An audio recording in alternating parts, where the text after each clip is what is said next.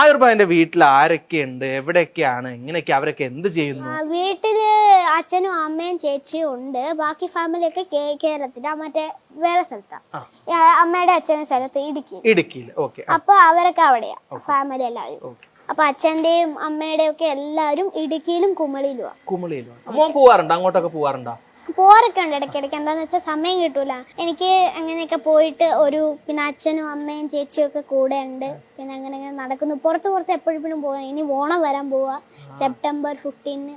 അപ്പൊ അങ്ങനെയൊക്കെ അടിച്ചു പൊളിക്കണം, എന്തൊക്കെ ചെയ്യണം എന്നൊക്കെ അന്ന് പ്ലാൻ ചെയ്ത് വെച്ചേക്കാണ് മൊത്തത്തിൽ. ഇങ്ങനെ കാണുന്നവരൊക്കെ മോനെ കൊണ്ട് ഇപ്പൊ ഞാൻ ചേട്ടൻ പാടിപ്പിച്ചില്ല, ഇപ്പൊ 3 പാട്ടും 4 പാട്ടും കണ്ട് ചേട്ടൻ പാടിപ്പിച്ചു. ഇങ്ങനെ എല്ലാവരും പാടിപ്പിക്കുമ്പോൾ മോന് ദേഷ്യം വരാറുണ്ടോ? എന്നെ ഒന്ന് ഫ്രീ ആയിട്ട് വിടൂ എന്ന് തോന്നാറുണ്ടോ? ഇല്ല, എന്ത് പാട്ട് വേണമെങ്കിലും പാടാം, പക്ഷെ ലിറിക്സ് അറിയത്തില്ലെന്നേ ഉള്ളൂ. പക്ഷെ ഏത് പാട്ട് അറിയാമോ ആ പാട്ട് പഠിക്കാൻ എനിക്ക് ദേഷ്യമൊന്നുമില്ല, അത്ര ഒന്നുമില്ല.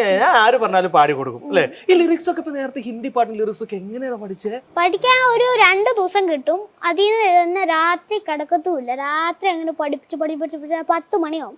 അപ്പൊ ഞാൻ ബ്രേക്ക്ഫാസ്റ്റ് കഴിച്ചിട്ട് കിടക്കുമ്പോൾ ഒരു ഉറക്കമൊക്കെ വരും. അപ്പൊ അങ്ങനെ പഠിച്ചിട്ട് വേണം ഉറങ്ങാൻ. അങ്ങനെ ഉറങ്ങുക. അപ്പൊ രാവിലത്തേക്ക് അത് വൈഹാട്ടാവും. അപ്പൊ അങ്ങനെ പാടിയിട്ട് കരോക്കെ കൂടെ പിന്നെ പോകും. അങ്ങനെ കരോക്കെ കൂടിയിട്ട് വീണ്ടും കരോക്കെ പോകും. അങ്ങനെ പാടി പിന്നെ ഇതായി ബാൻഡിലായി. പിന്നെ അത് കഴിഞ്ഞിട്ട് ഷൂട്ടിൽ പാടി. ഈ ഫൈനൽ ടൈമിൽ സ്റ്റേജിലേക്ക് കയറി നിൽക്കുമ്പോൾ പേടി ഉണ്ടാവില്ലേ? സ്റ്റേജ് ഫിയറും കാര്യങ്ങളൊന്നും?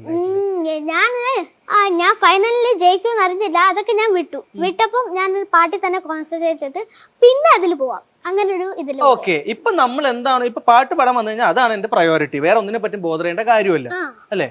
അങ്ങനെ ആ ഒരു ഇതിൽ വന്ന് പാട്ട് പാടി എന്റെ ആ പാട്ട് അടിപൊളിയാക്കും ആ സമയത്ത്.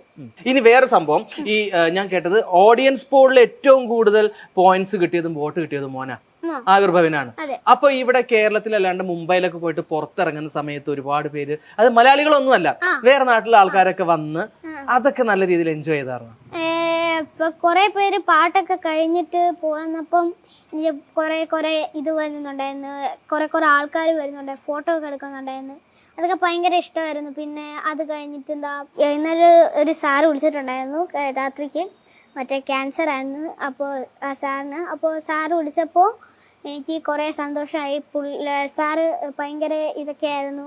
സാറ് വയ്യാതിരുന്നപ്പോൾ പെയിനൊക്കെ ആയപ്പോൾ കുറേ നേരം പാട്ടൊക്കെ കേട്ടോണ്ടിരിക്കുമായിരുന്നു. പുള്ളി സന്തോഷമായിരുന്നു. ഇപ്പോൾ ഒരു കുഴപ്പമൊന്നുമില്ല. ഞാൻ അങ്ങനെ ഒരു നല്ലൊരു ഇതൊക്കെ ആയിട്ട് ഇങ്ങനെയായിട്ട് ഇരിക്കുക. അതും ഒരു എക്സ്പീരിയൻസ് ആണ്. ആ വാക്കുകളാണ് മോന് കിട്ടിയ അവാർഡിനേക്കാളും ഏറ്റവും മികച്ച അവാർഡ്. Hats off.